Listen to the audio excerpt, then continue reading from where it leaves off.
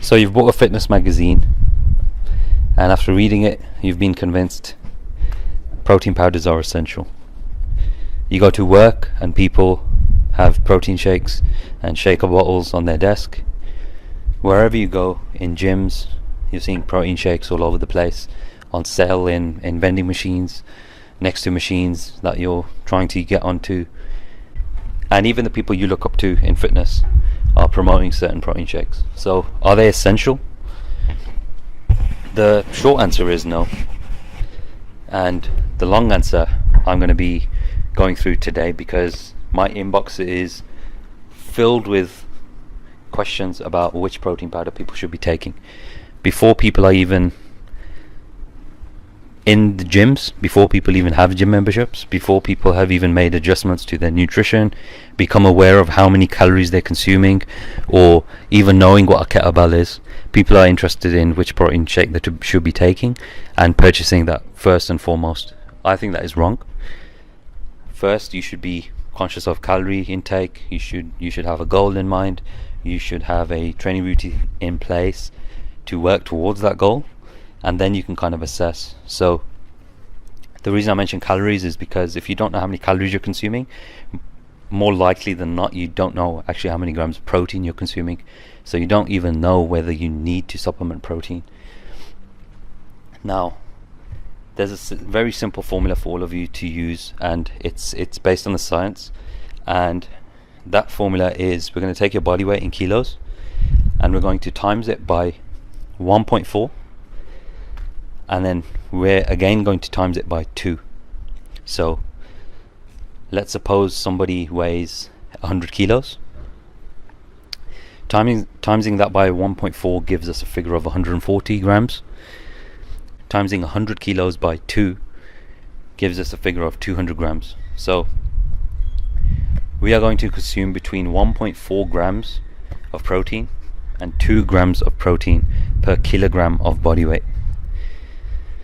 So for this person who weighs 100 kilos, they are going to be consuming, this is providing they are active and providing they are working out with resistance, let's say at least 2 or 3 times per week. They should be consuming between 140 and 200 grams of protein a day.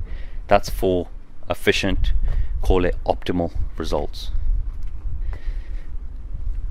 So once we've established the amount of grams of protein you should be intaking per day, does it really make a difference whether that amount of protein is reached through food or through supplements? Absolutely not. Especially if you're an omnivore. So if you're consuming meat and dairy products, because those are high quality protein sources anyway, it doesn't really make a blind bit of difference, right? If somebody's vegan or vegetarian, perhaps it might be wise to consume protein powder, just because there's probably less sources. More often than not, they're less quality protein sources. Therefore, it's probably wise to supplement with a protein powder. Now, which one to take and which brand to take, and you get this other conversation of people talking about, how they took something like MyProtein or something from bulk powders, which are just very simple bulk powder companies. There's a few of them now. There's Protein Works, there's bulk powders, MyProtein. There's quite a few of them, where essentially you could even get unflavored whey protein concentrate.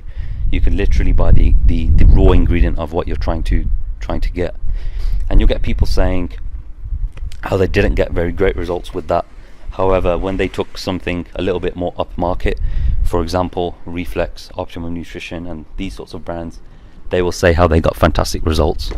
And it's something that I kind of laugh at, because it's simply not the case that a protein powder is going to make the difference. And this is why I find it kind of strange that people ask about protein powders even before they have a gym membership, because they assume that the number one thing that's going to give them results is which protein supplement they are taking, which is completely false. Protein powder is not this magical thing which, as soon as you ingest one serving, it's going to make all of your training and all of your nutrition automatically correct and efficient. It just isn't that thing. It's what it is something that's very convenient, You can very easily take a shaker bottle, put a serving of protein in there, carry that around with you all day, whether you have a busy day, whether you're studying in college, university, school, or whether you're at work. You could just add water to that at any time and have a decent hit of protein any time of day.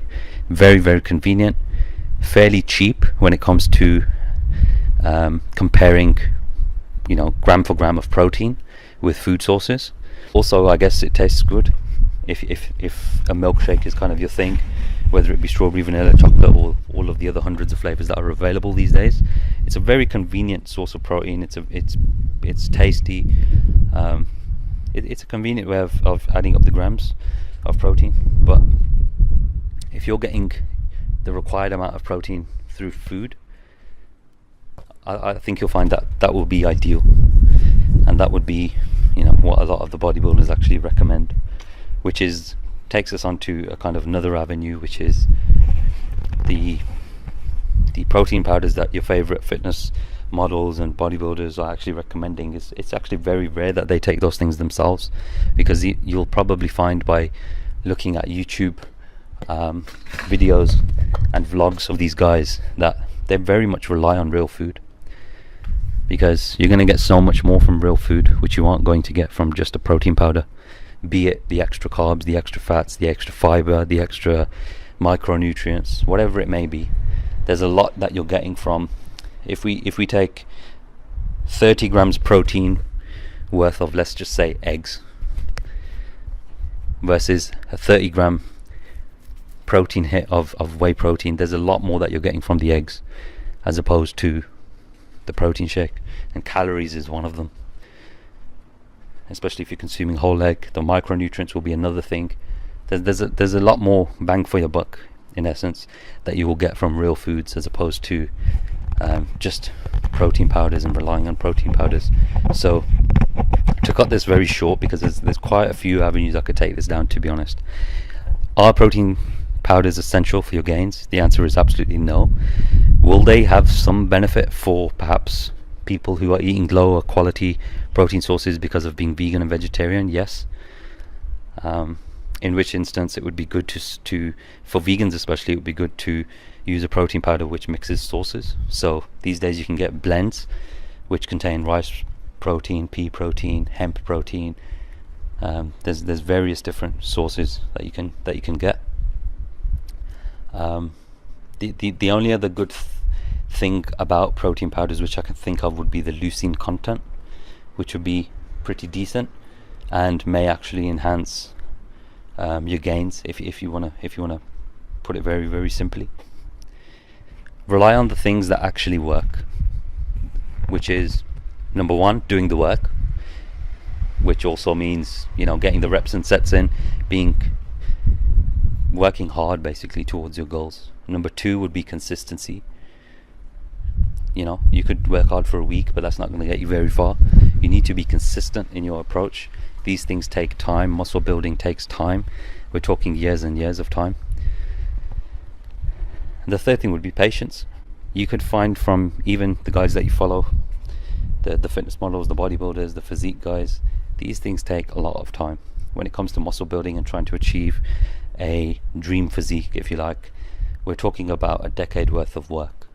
So I do believe it's very important to be patient, and taking XYZ protein powder is not going to make 10 years worth of work and reduce it down into 1 year because you're taking so and said protein powder. That's not the way things work, unfortunately, despite the companies selling it to us like it is the case. Unfortunately, it's not the case, and hopefully you've left this video understanding just how many grams of protein you need, and the fact that protein powder is not essential. It is, however, something that's convenient and something that you might like the taste of, and it is a nice way to add some protein to your diet. I myself aim for at least 140 grams of protein a day, up to 200 grams, and the reason why I'm consuming more than the formula I gave you at the beginning of this video is just because I'm on super high calories, so I'm aiming for 4,000 calories a day.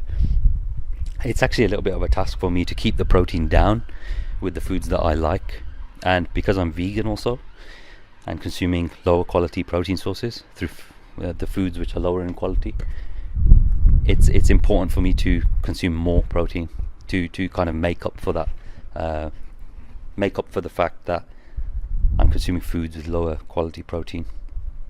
So I myself consume a one protein serving in my breakfast, which is usually in a smoothie, and I might have another serving during the day at some point. So I would say a maximum of 45 to 50 grams of protein of my day comes from protein supplements, and that's basically all. I don't rely on them all day.